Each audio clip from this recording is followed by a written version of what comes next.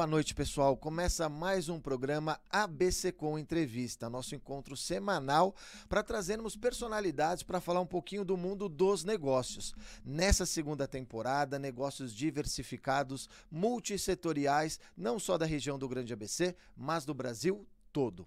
E hoje eu tenho a honra de receber, mais do que um grande profissional, um grande amigo, Marcos Santaguita, CEO da construtora Jaci. Tudo bom, Marcão? Fala, Boretti, tudo bem? Boa noite a todos. Primeiramente, agradecer o convite aqui para vir no teu programa ABC Com. É uma satisfação estar aqui com você. A gente já se conhece de longa data, né? Verdade, muito tempo, né, Marcão? E é uma satisfação ver você com esse estudo novo, muito bem montado. Toda essa estrutura aqui está realmente muito interessante. Está de parabéns, viu? Bom, legal. E a gente vai falar muito sobre Jaci. Eu queria começar te perguntando, Marcão, porque eu até vi uma reportagem essa semana. A Jaci está completando 50 anos, é isso mesmo? 50 anos. Completou 50 anos agora em janeiro, né? Nós estamos fazendo uma série de campanhas ao longo do ano em comemoração a esses 50 anos. E como começou essa história toda? Conta um pouquinho pra gente da história da Jaci. A Jaci começou assim, meu pai ele era advogado e contador. Ele era contador? Contador, e ele fazia toda a documentação imobiliária para as construtoras da região. As construtoras pequenas, até algumas maiores também. Então ele fazia toda essa papelada, essa parte burocrática, era tipo um despachante na época, lá nos anos 70. E aí ele acabou tendo um contato com muitos construtores na época, né? E acabou se interessando pelo ramo. E aí ele começou a fazer pequenas casinhas, uma casinha aqui, outra casinha ali, e nisso nasceu a construtora Jaci. Então ela nasceu de uma empresa de documentação, que ela chamava Organização Comercial Jaci, e aí a partir do momento que ele começou a construir as pequenas casas e tudo mais, aí ela virou construtora Jaci. Isso foi lá em 73. A primeira construção foi em 73? Foi em 73. E por que o índio, né, que é um ícone, né, que é bem conhecido, todo mundo reconhece já o índio da Jaci, né? O índio foi engraçado, uma história que totalmente por acaso, né? Na verdade, meu pai tinha dado o nome de Jaci, não tinha o índio, era Jaci, porque quer dizer o deus da lua, ou a deusa da lua, em Tupi-Guarani. Ele queria fazer essa vinculação com a lua, ele achou o nome bonito, Jaci. E pronto, passaram alguns anos, acho que lá para 75, 76 mais ou menos, perto disso. Aí teve um menino que trabalhava lá na construtora, era um office boy, e um belo dia ele pegou e esboçou um índio lá, desenhou um índio em cima no papel, mostrou pro meu pai, por que não coloca esse índio como sendo o mascote da construtora? Aí meu pai gostou e adotou o índio como sendo a nossa logomarca aí. E é muito legal porque ela é reconhecida pelo mercado, né? Quando a gente vê um prédio vê ali em cima, o índio já reconhece que é da Jaci. Quando começou em 73, você disse que começou com casas. Foi o primeiro empreendimento assim que o seu pai idealizou? E como você começou dentro da companhia? Ele começou fazendo casas, como toda a construtora, né? Aquele trabalho de base ele fez todo, ele fez as casas, aí passou fazendo predinho de 3 andares e foi indo, né? Ele fazia muitas obras por administração a preço de custo, juntava grupo de investidores e levantava um empreendimento com a arrecadação de cota de cada um deles. Isso prioritariamente em São Bernardo? Prioritariamente em São Bernardo. Ele fez alguma coisa também no Guarujá, nessa época de construção por administração, né? E eu acabei ingressando na empresa em 92. Meu pai faleceu em 92. Eu já trabalhava na empresa desde 84, né? Aí como ele faleceu, eu acabei assumindo aí meio prematuramente aí em 92. E tô aí, já faz 31 anos à frente da empresa. É muito tempo, né, Marcão? É uma vida praticamente dedicada à empresa, né? É bastante tempo. E quando, assim, a gente reconhece, eu falo muito isso das empresas, que tem determinados momentos que tem aquela virada de chave, né? Quando a empresa dá aquele salto. Na tua opinião, qual foi a grande virada de chave, assim, da Jaci? Teve uma mudança quando eu assumi, mudei bastante o direcionamento da empresa. Meu pai ele fazia muitos empreendimentos a preço de custo, que eu falei agora há pouco, né? Juntava o grupo de investidores, fazia e tocava, que era uma modalidade muito em alta, lá no final dos anos 80, mais ou menos. Da metade pro final dos anos 80. Então, você não tinha crédito imobiliário, você não tinha financiamento para cliente. Aquela época dos planos do Sarney, aquela história toda, bem difícil aquela época, né? Então eles acabaram achando uma solução. O mercado naquela época achou a solução por esse caminho. Todo mundo fazia isso. Juntava um grupo de investidores ou compradores e saía tocando a obra. Só que, em vez de uma obra ser feita em 3 anos, ela era feita em 4, 5, 8, porque dependia muito do recurso do grupo de investidores. E nem sempre esse grupo era homogêneo. Então, às vezes, ainda mais que passou por 4, 5 planos econômicos, então você imagina o que aconteceu nessa época. Então, acabava o dinheiro no meio do caminho, aí a obra se ia estendendo o prazo. Então, tinha essa modalidade, né? E eu não gosto muito disso. Eu gosto de ter começo, meio e fim. Eu gosto de ter coisa mais determinada. E logo quando eu assumi, eu já mudei para a modalidade preço fechado. O que é que você faz um lançamento na planta, vende o imóvel com preço e prazo certo. Então eu já quis trabalhar com isso. Eu comecei a pesquisar, eu estava fazendo engenharia já. Eu fazia engenharia em São Paulo. Eu visitava a consultora de outros colegas lá que atuavam no mercado. E eu via que o modelo de trabalho deles era diferente. Estava começando, na verdade, nessa época, no começo dos anos 90. Estava começando essa modalidade de lançamento e tudo mais. Então eu me interessei muito mais por essa modalidade do que aquela que meu pai fazia. E aí, gradativamente, nós fomos implantando isso daí na empresa. E começou daí essa nova modalidade. Agora, o grande salto, porque eu também comecei, meu pai fazia os prédios de 3 andares, eu comecei fazendo prédio de 7, 8 andares, 28 unidades, 30 unidades, 40 unidades. Acho que o maior que eu tinha feito lá, até os anos 2000, tinha 48 unidades. Acho que 2000 foi a virada de chave, que começou a ter financiamento mais abundante, a Caixa Econômica Federal veio para o mercado, e aí a gente começou a fazer empreendimentos maiores. Então eu lembro que lá em 2000 eu já lancei um empreendimento de 180 apartamentos. Caramba! Um empreendimento que eu comprei o terreno. Falei, puta, nunca fiz um prédio desse tamanho. Eram 3 torres de 15 andares. Isso são 3 torres. De 15 andares. Eu falei, nunca fiz no Parque dos Pássaros em São Bernardo. Falei, nossa, eu nunca fiz um empreendimento desse tamanho, né? Putz, será que eu aguento tocar um negócio desse tamanho e tal? Mas eu comprei o terreno, se eu ver que eu não vou aguentar, eu vendo para uma consultora maior, eles saem tocando e vamos em frente, né? E aí eu acabei fazendo o projeto, aprovando, falei, vamos tocar. Aí acabamos tocando, deu certo. E desse ponto para frente o tamanho dos empreendimentos cresceu bastante, né? Então... E quando surgiu aquele de alto padrão? Eu lembro do Saint-Germain, o lançamento do Saint-Germain. Também foi significativo ou não? Foi significativo, já era uma época que a empresa já estava com empreendimentos maiores, né? Na verdade, quem mexia mais com alto padrão foi mais meu pai também. Ele mexia com ele fazia como no preço de custo, com os investidores. Na época se fazia apartamento mais de alto padrão mesmo. Do que não tinha popular a preço de custo, era alto padrão. Dos da Jacil Saint-Germain, que você até fez a campanha dele na época, agora eu tô me lembrando. É um de alto padrão, mas naquela época a gente já estava bem consolidado, já tava numa fase nova aí. Naquela época eu estava tocando 5 empreendimentos ao mesmo tempo, o Saint-Germain era um deles, né? Era um empreendimento, o Saint-Germain tinha 84 unidades, era um empreendimento de 22 andares. Sim. Uma torre única no centro de São Bernardo, um projeto muito bom. Mas eu estava tocando ele, tinha o Montserrat, que também era Montserrat, eu lembro do Montserrat também. Era padrão médio-alto também, mesmo padrão mais ou menos do Saint-Germain. E tinha mais outras 3 obras de padrão médio, vamos dizer. Ô Marcão, eu sei que talvez você não tenha esse número, mas você tem noção de quantos empreendimentos a Jaci já construiu? A gente computa muito por número de unidades, já foram 3.300 unidades. Já contando as 108 que nós entregamos ano passado, finalzinho do ano passado. Então já foram 3.300 unidades, um pouquinho mais, passa um pouquinho 3.300 unidades. Se eu fosse contar em número de torres, eu diria umas 45 torres, 40, 45 torres. E quando a gente fala assim de 3.000 unidades, a gente está falando basicamente de 3.000 famílias. Exatamente. Dá para pensar assim que às vezes é o primeiro imóvel ou é o imóvel que de alto padrão que a pessoa... Você muda as vidas das pessoas, né? Trabalhar com imóvel tem esse vamos dizer assim, essa compensação, vamos dizer. Você está trabalhando com o sonho das pessoas. Então, o imóvel, a pessoa compra um imóvel ou 2 na vida, em média. Então, tem gente que compra mais, tá? Mas a média do brasileiro é 1 a 2 imóveis e olhe lá. Então, todas as economias dele, todo o sonho dele, deposita nesse imóvel, né? Então, é muito legal você pegar, vender para uma família que compra o teu imóvel na planta, espera lá 3 anos, 2, 3 anos, para receber a chave e a hora que ele vai ver o terreno, ver o mato lá, né? Ver papel, né, praticamente. E depois ele vê a unidade pronta ali, vê a alegria do pessoal quando recebe a chave, quando vê o condomínio pronto, não tem preço. Isso é um negócio que isso justifica tudo.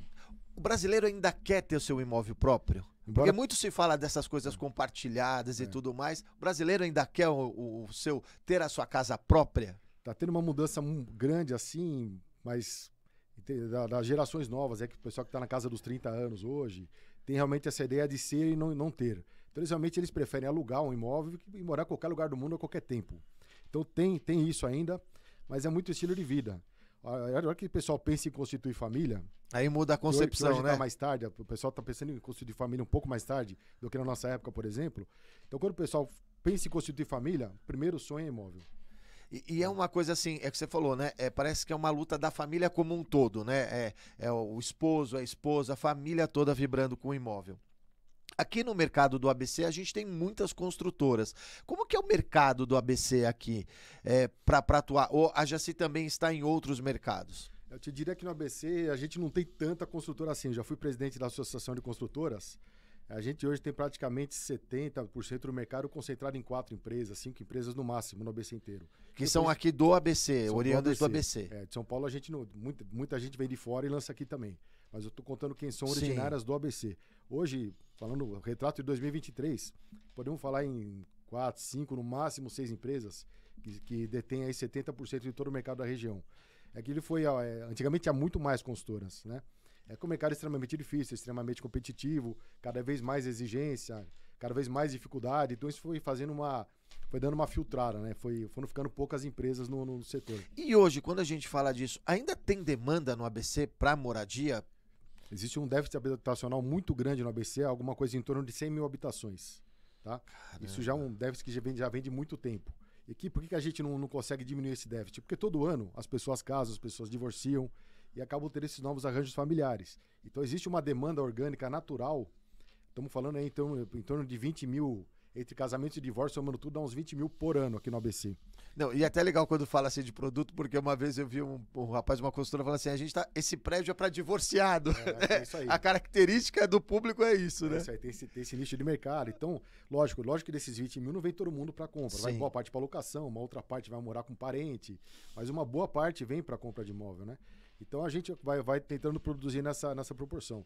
Na região do ABC hoje a gente produz em média de 3 a 4 mil unidades ano. Então você pode ver que para a gente chegar seria muito tempo, né? É muito tempo. Já teve um pico lá na época do boom imobiliário, lá em 2007, 2006, época do São Germán, mais ou menos. Sim. O mercado do ABC produzia 8 mil unidades. Teve uma entrada muito grande de construtoras de São Paulo para cá. Tinham grandes áreas, com grandes condomínios, por exemplo. É isso que eu ia falar, tem área aqui no ABC ainda para isso? É difícil, né? Áreas grandes tá muito escasso. Hoje você tem áreas menores, até 3 mil metros, 4 mil metros, você ainda encontra.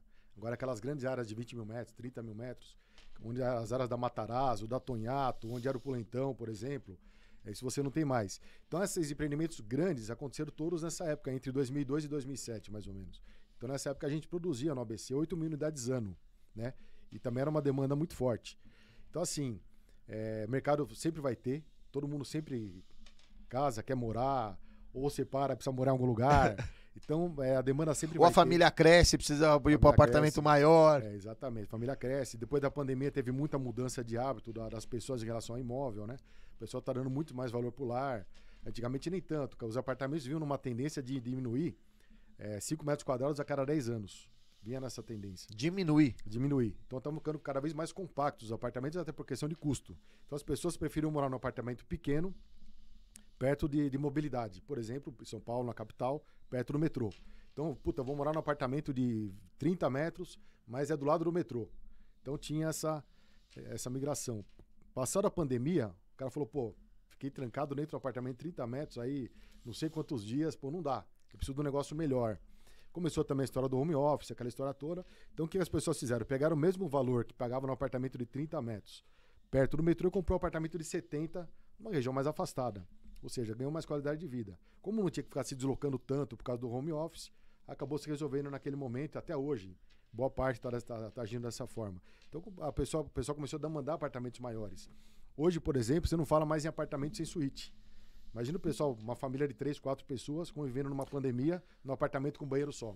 É muito complicado. Muito complicado. Então, antes da pandemia, era o que mais vendia, apartamento com banheiro, né? O pessoal fazia a questão de um banheiro e da segunda vaga. Mas você sabia que assim, por exemplo, eu tenho um filho, um menino e uma menina, e eles não gostam de usar o mesmo banheiro. A minha esposa já estava assim, precisamos trocar de apartamento para ter 3 suítes, cada um ter o seu banheiro. É um pouco da característica caminho também. Depende muito da fase que está na vida. Eu digo mais assim, com a suíte quando tem filhos pequenos. Aí vem o teu caso, já são maiores, adolescentes. Aí já tem a demanda forte por apartamento de 90, 100, 120 metros, que aí sim são 3 suítes, mais um lavabo para o visitante. Você não quer que o visitante usa um dos banheiros. E aí que você falou, às vezes diminui o tamanho do quarto, mas quer a suíte, né? A preferência por ter a suíte, né? Então, antigamente era engraçado, o pessoal preferia ter as 2 vagas, marido e mulher, cada um tem um carro, que fazia a questão da segunda vaga e não fazia a questão do segundo banheiro. Em pesquisas que a gente fez antes, vinha fazendo, todo ano a gente faz pesquisa. Então, antes da pandemia, era essa a dinâmica. Pós-pandemia, não precisa mais da segunda vaga, mas o banheiro é imprescindível. Se não tiver o segundo banheiro... É muito louco isso, né? É legal pra você que a gente fala muito sobre mercado, marketing de comunicação, a gente não tem noção de como que são feitas as concepções dos produtos, né? E quanto isso mudou. Você tá falando isso o quê? De 2 anos pra cá? 2 anos pra cá. 2 anos pra cá. Quando a gente fala dessa mudança, até porque a questão que a gente falou aqui do próprio home office, eu até vi alguns comentários que as próprias plantas começaram a prever um espaço de um escritório, vamos chamar assim, para poder fazer um call, poder trabalhar, porque estou em casa, mas quero ter um cantinho para o trabalho. É verdade isso? É verdade, depende do padrão do empreendimento, você coloca o home office dentro do próprio apartamento, depende do padrão do empreendimento, se é um apartamento enxuto, pequeno, né, compacto, a gente costuma fazer uma área de coworking nas áreas comuns, onde a pessoa são várias salinhas pequenas que ela consegue trabalhar sem nenhum barulho. Às vezes a pessoa também não gosta de trabalhar em casa, tem filho pequeno. Então a gente cria áreas nos condomínios, isso já a partir de 2020. A gente cria áreas em condomínios que a pessoa consegue descer lá descer ou subir, depende do prédio, né? Normalmente descer. E tem uma área de coworking que ela vai trabalhar tranquilamente, uma sala mais ou menos do tamanho da tua aqui, talvez um pouquinho menor. Ele consegue trabalhar tranquilamente, com qualidade de internet boa, com isolamento acústico bom. Tem salas de reunião que ele consegue fazer pequenas reuniões dentro do condomínio residencial dele, caso ele precise atender alguma pessoa. Isso tem em todos. É igual você, assim, tem o salão de festa, tem a piscina, mas tem o coworking também como uma área comum, tem, né? O coworking. Então, duas coisas que a gente sentiu que não dá para ficar sem mais é o coworking e aquele espaço para receber encomenda. Como teve aumento do e-commerce na pandemia, então é muito comum hoje as pessoas não estão em casa, faz uma compra pela internet, chega no condomínio, o porteiro precisa ter um lugar para colocar. Isso não existia nos prédios. Sabia que, você falando isso, agora no meu apartamento eu vejo isso. Às vezes fica ali do lado da guarita uma série de caixas, né? Isso aí. Então, hoje não, a gente monta todo um esquema, um ambiente, depende do prédio, do tamanho do prédio, são ambientes grandes, você tem vários armários lá, que você controla tudo por aplicativo, vai lá o entregador, coloca a encomenda no teu armário, você libera para ele uma senha e tudo mais, porque é QR Code e tudo mais. E aí ele deixa lá a tua encomenda, quando você chegar em casa à noite, você vai lá e retira a tua encomenda. E tem também algumas áreas para receber remédio, receber comida, algumas áreas refrigeradas também. Então isso hoje também é imprescindível em todos os empreendimentos. Tem que ter. Outra coisa que tem sido muito demandada são os mini-mercados. Antigamente você não pensava em mini-mercado, não fazia nenhum sentido. Hoje não. Mesmo que não seja um condomínio tão grande, vamos falar um condomínio de 100, 150 unidades, já cabe você colocar um mini-mercado. Uma demanda também que o pessoal tem bastante. Aí você faz parceria com uma marca X, ele vai lá e monta toda a estrutura para você. É sem funcionário, sem nada, é tudo por aplicativo, você compra, paga, né? E também virou uma nova tendência de mercado aí pós-pandemia. Bom, muito legal. A gente vai fazer um primeiro intervalo comercial. A gente vai falar mais sobre produto, sobre como que se pesquisa, como se lança um produto imobiliário. O Marcão é especialista nisso. Tá muito legal o papo, muitas novidades aí que a pandemia nos trouxe. Então a gente vai para o intervalo comercial e a gente volta já com a BC.com Entrevista.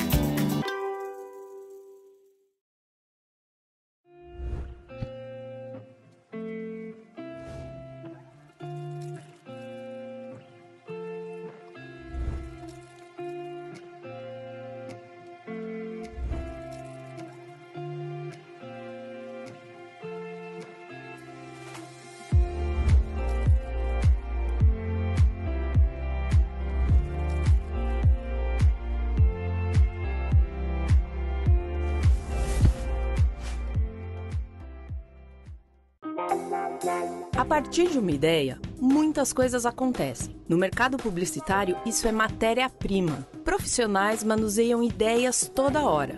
Seja uma peça publicitária, um conceito, desenvolvimento de um programa para televisão, rádio, digital, etc.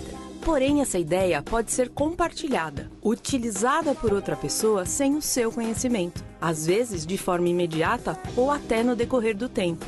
Proteja sua ideia com a Entidade Depositária APP. Entidade Depositária APP. A proteção da sua ideia.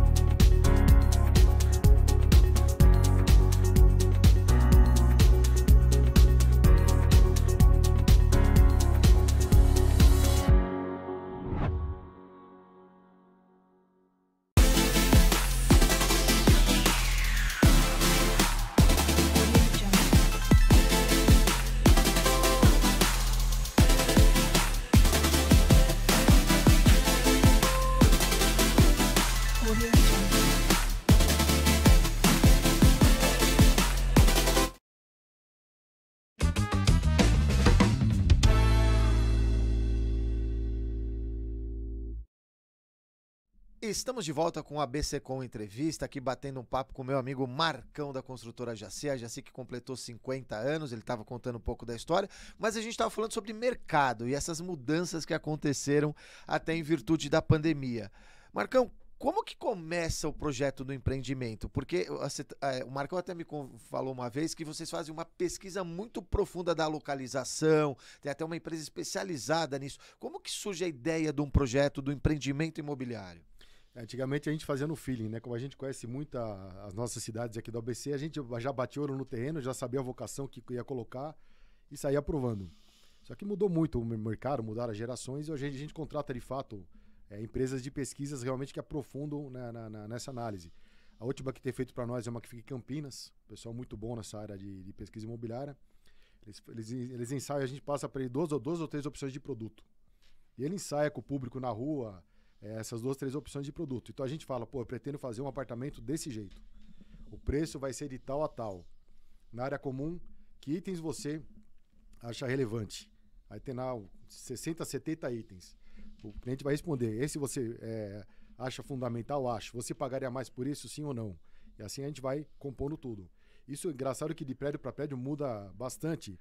Em virtude da região? Ou da preferência? Do comportamento. Do comportamento? Comportamento. Então, antigamente, você pega um negócio que antigamente o pessoal gostava de salão de jogos, hoje está nos últimos lugares. Pega a sauna, que o pessoal antigamente demandava, nem aparece mais. Em compensação, você pega itens de segurança, sempre encabeça a lista. Infraestrutura de ar-condicionado, também outra coisa pós-pandemia. Antes da pandemia, você podia fazer um apartamento sem ar-condicionado, sem problema, sem infraestrutura. Hoje não, hoje o pessoal pergunta, vai ter infraestrutura para ar-condicionado? Então, porque vai passar mais tempo em casa, e aí questão do calor, por exemplo, que normalmente se você só dormisse em casa à noite é mais ameno, você talvez não sentisse tanto, né? Isso aí. Então, hoje em dia o pessoal demanda muito isso, né? Mas os apartamentos de padrão melhor, se bem que os apartamentos até ditos populares, apartamento de 350 mil reais, nós também estamos colocando já. Então, o pessoal demanda muito isso, demanda o co-work, demanda o home office, enfim, tem uma série de itens que a gente testa o produto para saber o que nós vamos colocar na área comum. A gente faz muito prédio com 20, 30 itens de lazer, mas qual item nós vamos colocar no universo de 90 itens? Então, a gente procura acertar conforme aquele público, aquela faixa de idade, aquela faixa de renda. Então, é feito um trabalho de pesquisa. Essa pesquisa dá quase 200 páginas de PDF. De apresentação para chegar num resultado, para saber se o produto é adequado ou não é, qual produto encaixa, qual não encaixa. Mas isso acaba sendo mais assertivo no lançamento do produto, né? Sim, é mais assertivo. Antigamente a gente ia muito no feeling, dava certo, mas podia dar errado.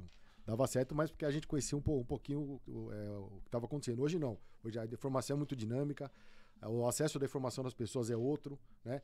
A gente busca tentar entender onde que aquele público está acessando as informações, se é no YouTube, se é no Instagram, se é no Facebook, para a gente direcionar nossa campanha de marketing aonde o público está.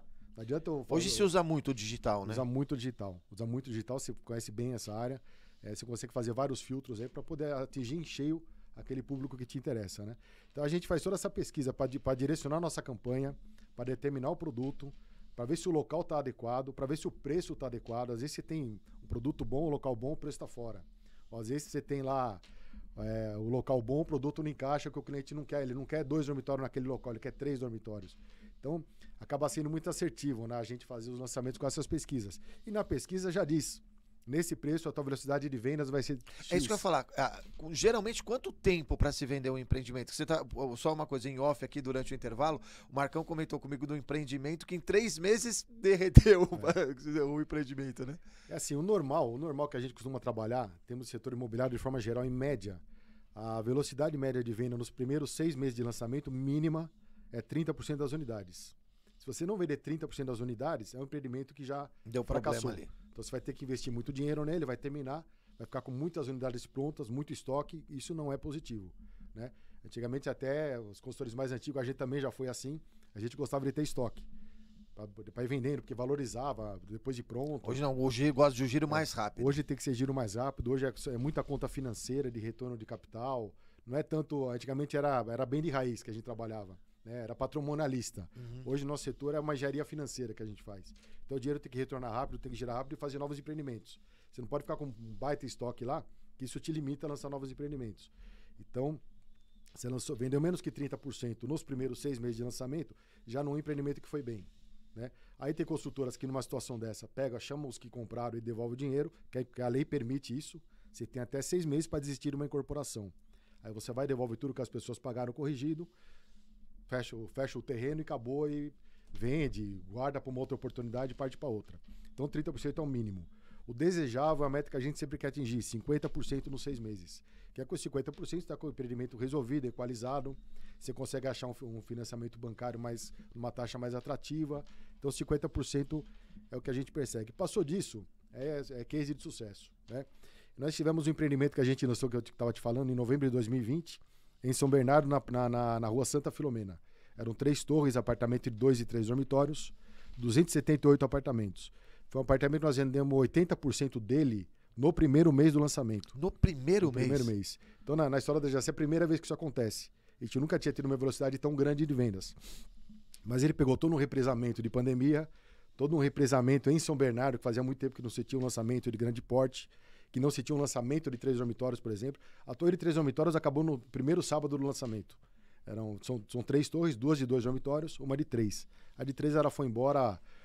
Acho que até por característica das famílias, né? Eu, por exemplo, gostaria de 3 dormitórios. Talvez o mais procurado, né? Então, ele foi um case de sucesso. A gente atingiu 80%. Aquele outro que eu te falei que a gente ia abrir em março de 2020, num sábado, quarta-feira teve lockdown. A gente teve que esperar para vender com atendimento personalizado. 247 unidades. Imagina que para vender 247 unidades, você tem que atender 2.500 pessoas. Imagina você organizar 2.500 pessoas para terem uma pandemia. De forma individual, né? De forma individual. Esse prédio nós estamos entregando agora, esse mês, final de abril, né? São 247 unidades e eu tenho 12 unidades em estoque. Então, assim, também foi muito bem de venda, né? Muito bem de venda. Então, são produtos que são fora da curva. Agora, o normal que a gente acha, dentro da Jaci, não temos nenhum produto que, passados 6 meses, a gente não tenha vendido no mínimo 50%. Eu posso falar pelos últimos 6 lançamentos, 7 lançamentos, todos eles talvez comportaram... por conta até mesmo da pesquisa, da campanha, da estratégia, né, utilizada. Marcão, a gente falou aqui desses exemplos, mas também a gente vê muitos estúdios, os chamados estúdios surgindo, né? Quando a gente fala aí menor, com bastante área de lazer, hoje também, falando de tecnologia, a demanda por vaga para carro elétrico, coisa...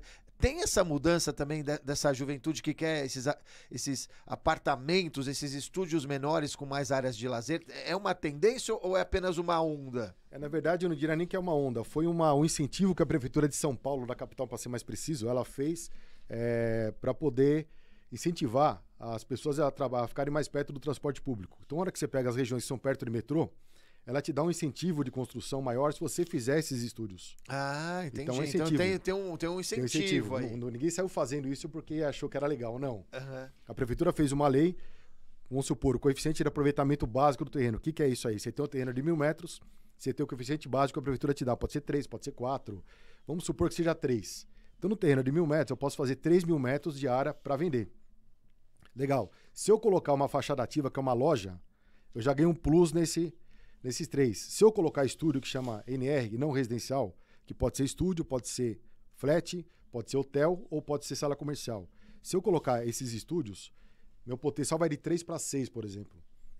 Entendeu? E tem que ser sem vaga de garagem.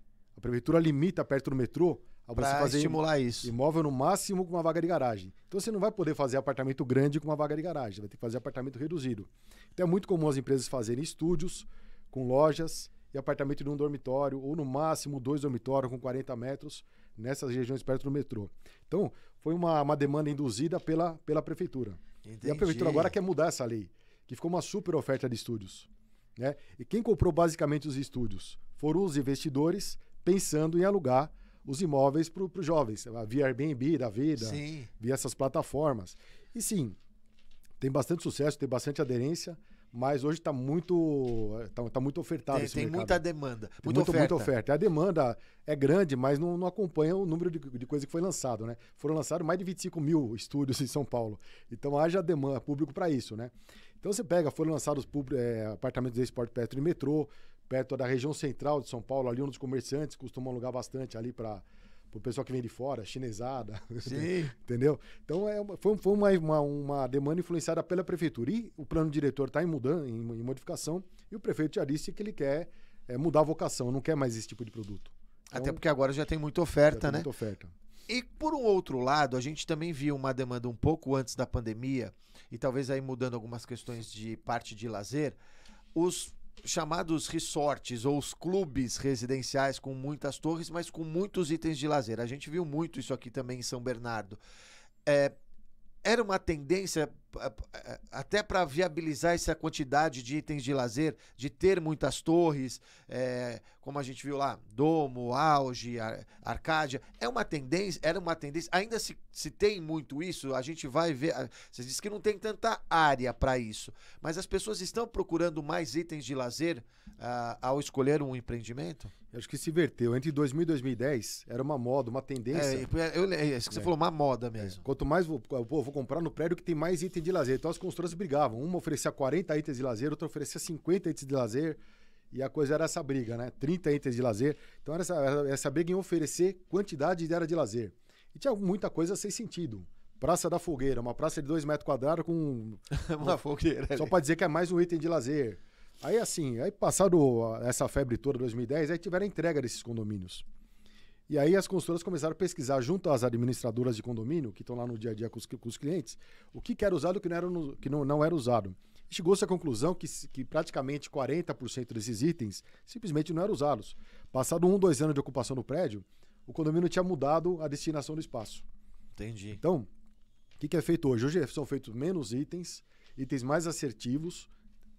A maioria das empresas, imagino que façam pesquisa para saber aquilo que realmente o público quer. Então são itens que realmente as pessoas usam. Não adianta se inventar um monte de coisa ali que o pessoal vai acabar não usando. O espaço massagem no térreo do prédio, pouquíssimas pessoas usam. Espaço mulher, pouquíssimas pessoas usam, né? A não ser que seja um condomínio muito grande e tudo mais. Então aí você bota lá um condomínio de 1.500 famílias, 3 churrasqueiras. Pô, não faz sentido. Entendi. Mas ele deixou só 3 para poder usar o espaço para outras áreas de lazer. Então, assim, o pessoal está muito mais focado em atender realmente aquilo que o pessoal realmente usa. Isso normalmente dá nas pesquisas. Então, são menos itens, melhor qualidade nesses itens de lazer, maior espaço, maior tamanho. Academia, por exemplo, hoje, estão cada vez melhores, cada vez maiores. É uma demanda muito forte hoje nas pesquisas da academia. Antigamente lá era 2 esteirinhas. Hoje você tem que praticamente ter uma academia mesmo, de verdade. Uma academia de verdade. Você até faz parceria com grandes marcas de academia para montar. Às vezes até eles fazem uma administração da academia, faz equipamento comodato. Enfim, as construtoras estão focadas em trabalhar com menos espaços, mas espaços realmente que as pessoas usem. Não adianta você fazer um monte de item e depois ninguém usar. Então acho que mudou bastante esse conceito de 2010 para cá e o foco mudou em relação a isso. Eu não posso deixar de perguntar, porque afinal de contas o nosso canal é voltado para a parte de negócios e a gente vê as empresas, as construtoras investindo muito em marketing, né? Principalmente aí no digital, mas também no decorado, que é um ponto muito importante, né? A gente vai falar também sobre isso, porque o decorado é um dos itens mais importantes, né, Marcão? Ainda.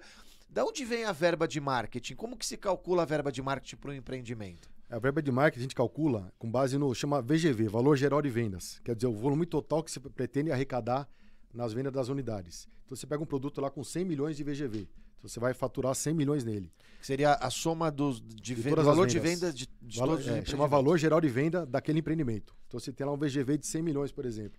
Você atribui uma margem, hoje em dia as empresas estão trabalhando com 3 a 4% do VGV para esse tamanho de empreendimento. Quanto menor o VGV, maior o percentual. Então, se eu uso 4% de verba no empreendimento de 100 milhões de VGV, eu vou usar praticamente 6 ou 8 num de 50 milhões de VGV. Então, a gente calcula um percentual. Então, o percentual comum hoje das empresas trabalharem, lógico, depende do porte do empreendimento, é de 3 a 4% do VGV. Esse 3 a 4% é dividido com 1,5% para fazer o stand de vendas e decorado e os outros 2,5% para fazer a campanha publicitária. Aí pega tudo, folheto, cavalete, outdoor, pega toda a campanha de marketing. Então, é dividido dessa forma. E hoje em dia, os estandes de vendas estão cada vez mais modernos, cada vez mais confortáveis. Hoje o stand de venda nosso... É o encantamento também do cliente, né? Encantamento. Então, o stand de venda nosso hoje normalmente tem... Nós fizemos um lançamento agora na Figueiras e Santo André. Quem fazia lá de final de semana pra gente, serviu os clientes, era o Monte Cristo. Também fica lá na Figueiras e Santo André, uma casa de vinho, um restaurante muito famoso lá. Coco Bambu já fez pra gente também. Então, assim, você acaba dando uma estrutura de conforto para os clientes muito grande. Então, tem se investido muito nisso. E o apartamento decorado é para encantar. Então, hoje um apartamento decorado, você investe muito nele. Você faz num padrão realmente muito bom para a pessoa entrar lá e sonhar com aquilo, entendeu? Então é um investimento feito bastante alto que é feito. Antigamente a gente gastava 1% do VGV. 2%. Quando você fez o Saint-Germain, por exemplo, lá em 2007, a gente gastava no máximo 2% do VGV. O Saint-Germain não chegou a gastar, gastou 1,2% do VGV. Sim. Você resolvia o produto de forma diferente. Você não tinha mídias online. O digital era praticamente não existia, offline, né? era só folheto na rua, cavalete, outdoor. Você não tinha muito o que fazer. Hoje, com o digital, você acaba tendo que dar uma pancada maior. E você complementa, lógico, você precisa ampliar o raio de abrangência da campanha. Hoje é comum você fazer uma campanha até 5 km do entorno do empreendimento. Antigamente a gente fazia 1 km, 1,5 km já estava bom. Você pegava teu público ali. Hoje não, tem que abrir mais. É comum a migração de pessoas entre bairros. Então a gente abre um pouquinho mais o leque. Então o que a gente gasta hoje de campanha é isso daí. De 3% a 4% do VGV. É legal a gente saber isso, né? Essas siglas, né? Para quem é do meio é muito fácil, né? Mas para você que de repente não é do meio ou tá entrando no mercado, para conhecer um pouco mais sobre isso. A gente vai fazer mais um intervalo comercial e a gente volta pro último bloco para conhecer um pouco mais também do que o Marcão gosta de fazer, falar um pouco também de alguns outros empreendimentos. O Marcão também, já ganhou o prêmio ABC da comunicação. A gente vai falar sobre isso no próximo bloco, a gente volta já.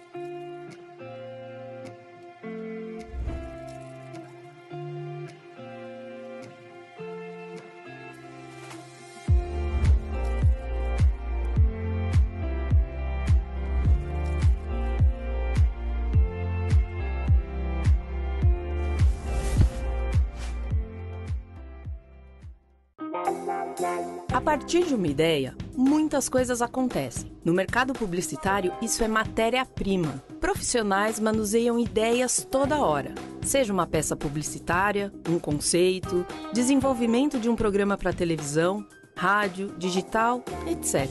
Porém, essa ideia pode ser compartilhada, utilizada por outra pessoa sem o seu conhecimento, às vezes de forma imediata ou até no decorrer do tempo.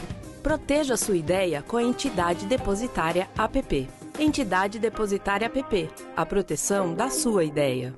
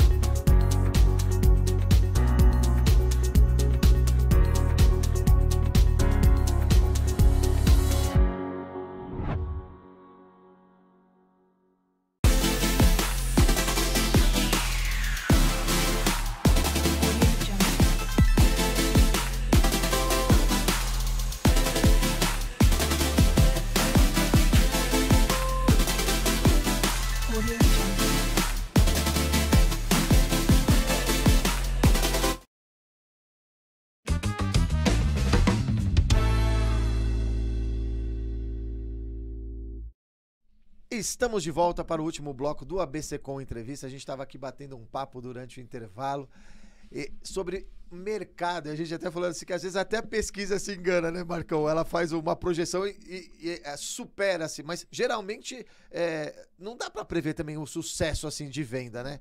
Tem uma ideia, mas que você falou, expectativa de atingir. Superar é o sucesso, né? Isso a gente faz tudo para ser assertivo, né? Mas não existe fórmula mágica, né? Se existe fórmula mágica, todo mundo sai incorporando aí, sai fazendo. Então eu estava até contando pro Bonetti aqui no intervalo que tem um produto nosso, que São Bernardo, chama Motiró Santa Filomena. Que a própria pesquisa deu que ele ia ter uma velocidade de venda comum e ele ia dar aí 30% nos primeiros 6 meses. Apontou um determinado preço de venda lá que a gente tinha que seguir. E aí, passado a época de pandemia e tudo mais, aquele preço a gente já não ia mais conseguir seguir. A gente teve que subir bastante o valor. Então ficou um desafio. A gente achou que ia ter uma velocidade de venda baixa, que chama VSO, velocidade de venda sobre oferta. Ia ter uma VSO baixa e o preço de venda a gente já está puxando um pouquinho para o mercado da época de São Bernardo. Então era o tempero para a coisa não ir tão bem. E para nossa surpresa, foi um produto que nós vendemos, eu falei no segundo bloco aí, produto que nós vendemos 80% no primeiro mês. Então, às vezes, a própria pesquisa também se engana. O local de São Bernardo, a gente também achou que talvez fosse ter toda essa procura para quem é tradicional da cidade. E o pessoal gostou muito, porque é uma região muito central.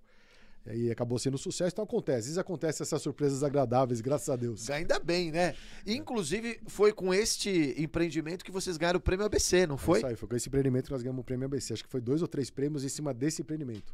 Porque acho que foi performance de vendas, isso, né? Então, também... E 80% em um mês justifica-se o porquê do prêmio. Marcão, falando um pouco de você, o que você gosta de fazer além de trabalhar? Porque eu sei que você também é muito workaholic, assim como eu. A gente gosta do que a gente faz, gosta da empresa, gosta de ver essa empresa. Mas o que você gosta de fazer no teu dia a dia? Olha, é tão difícil ter uma folga assim que... Não, eu gosto de praticar esporte, eu gosto de jogar tênis, eu gosto de jogar golfe. De vez em quando dá, eu gosto de pescar também. Basicamente isso aí que eu costumo fazer. Gosto de estar com as minhas filhas também, né? Curtir os filhos, né? Então é basicamente isso. Que nem você falou, o tempo que sobra é muito pequeno, né? Mas é uma coisa que... É porque a gente gosta, né? A gente vive isso aqui de uma forma diferente. Ô Marcão, mas como que é o dia a dia de comandar uma construtora? Porque eu imagino que vocês estão pensando em empreendimento a todo momento, tem lançamento, faz pesquisa. A pressão é muito grande no dia a dia? Como que é isso? Sim, é muito grande. A gente está sempre procurando terrenos. Terrenos hoje a concorrência, como tem poucos, a concorrência é grande para comprar, então você tem que ser muito ágil. Isso eleva o preço? Eleva o preço. Então você tem que pegar, a hora que você acha um terreno, você tem que fazer um estudo de viabilidade rápido, um estudo de arquitetônico básico rápido e entrar em negociação rapidamente. Se você demorar, vem outra consultora e passa na tua frente e acaba comprando o terreno. Então a gente vive o dia inteiro analisando áreas, estudando, contato com o arquiteto, reunião com o parceiro. Então é um dia realmente bastante cheio, né? E tem as despesas, a parte administrativa, a parte estratégica, toma muito tempo. Então, durante a semana é muita reunião, praticamente o dia todo reunião. Nem sempre reunião, as coisas rendem, né? Às vezes rendem melhor. A reunião é um negócio que às vezes você perde muito tempo e às vezes o resultado prático não é tão bom. Mas é basicamente isso. A semana toda a gente faz reuniões. A parte de construção, graças a Deus, nós estamos terceirizando inteira hoje. Se estivesse construindo também, era outro desafio grande, que tinha que cuidar de todos os problemas da obra, né? De toda a administração de uma obra. A gente terceiriza hoje e só gerencia e fiscaliza. Então isso tira um peso muito grande da gente, né? E durante a semana é isso, analisando novos projetos, analisando o desempenho dos projetos que estão em andamento, analisando vendas, fazendo o retorno com as imobiliárias do que está acontecendo, desenvolvendo novos produtos. E final de semana a gente roda os plantões para saber como está acontecendo, ver se tem que tomar alguma ação corretiva ou não, tem que mudar a campanha. Ô Marcão, você comentou que a pandemia do Covid mudou muito a questão dos empreendimentos, dos espaços. A tecnologia também está mudando o mercado de construção? Você falou aí de colocar aplicativo para isso. A tecnologia mudou alguma coisa no mercado da construção? Essa transformação digital que a gente está vivendo? Está vindo gradativamente. Hoje é muito comum as pessoas demandarem por automação na unidade, até empreendimentos de padrão um pouco menor. O pessoal quer que tenha uma possibilidade de automatizar as persianas, abrir janela, abrir cortina, a tal da Alexa lá, que o pessoal também gosta bastante. Eu diria que em torno disso, existem algumas questões sustentáveis que o pessoal tem batido mais nas pesquisas também. Por exemplo, reuso de água, um negócio que o pessoal tem pedido bastante. Não é nem tanto por causa de pandemia, porque já era uma tendência disso daí. A energia fotovoltaica também para atender as áreas comuns. A gente tem colocado em todos os empreendimentos para reduzir taxa de condomínio. Isso reduz de fato o condomínio? Reduz. Depende da área de telhado que você tem para colocar as placas, você praticamente zera a conta das áreas comuns. As unidades não, mas as áreas comuns. Isso ajuda. Porque o consumo de energia é alto no condomínio. Tem elevador, um monte de bomba, o consumo é alto. Outra demanda que tem tido, nós estamos percebendo que está crescendo, é a demanda por tomada para o carro elétrico. Então, no começo, era mais ou menos, coloca uma por subsolo. Hoje, depende do prédio, você precisa já colocar uma por vaga. Depende do padrão do prédio. O pessoal tem demandado isso daí. A parte de tecnologia, assim, ainda não está muito... Essa coisa de, por exemplo, acompanhar a obra, sim. Isso sim, tem muito disso, né? De você ter um acesso para acompanhar. Isso tem de verdade? Como que tem sido utilizado tem. isso? O pessoal gosta de acompanhar, às vezes você coloca uma webcam na obra, a pessoa acompanha em tempo real, isso acontece, né? A informação hoje flui muito mais rápido com tantos veículos. Antigamente, informação você tinha que mandar por carta, ou estou mandando relatório de obra. Não. Hoje você consegue fazer vários pontos de contato com o cliente, né? Então a tecnologia ajudou nisso. Agora, em termos de tecnologia de empreendimentos, no ABC a gente não vê muito. São Paulo tem mais itens de tecnologia sendo colocados. Daqui a pouco chega aqui também, não é questão de tempo. Né? Isso, lógico, quando você começa a embarcar muita tecnologia no empreendimento, o preço sobe. É isso que eu ia falar, o preço do metro quadrado tem subido, ou pelo menos aqui no ABC deu uma elevada, vamos dizer assim. Ele subiu no país inteiro, né? Com a pandemia, os materiais de construção subiram muito de preço. Principalmente commodities, aço, por exemplo, que tem cotação internacional, alumínio, cobre, PVC. Teve um aumento de materiais muito grande. Então, já foi um aumento natural nos preços por conta da pandemia. Além disso, tem sido agregado itens, que eu falei agora, de sustentabilidade, itens de conforto. Por exemplo, fechadura elétrica, tem muito empreendimento que o pessoal pede, a fechadura elétrica.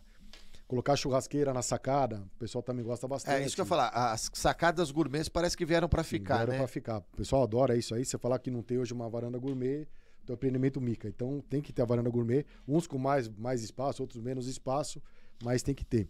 Então assim, quanto mais você começa a embarcar de itens para agregar no empreendimento, mais ele fica caro. Chega uma hora que desequilibra, né? O que o público consegue pagar para aquilo que você está tentando oferecer.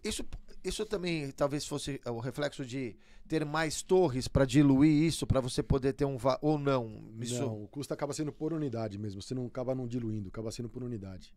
Mesmo se você tem mais torres com mais unidades, acaba não diluindo, porque é para cada unidade. Para cada unidade. Né? Então não tem, você pode ter 100 unidades ou pode ter 1000 unidades, vai ser um custo por unidade. A não ser esses itens que eu falei de área comum.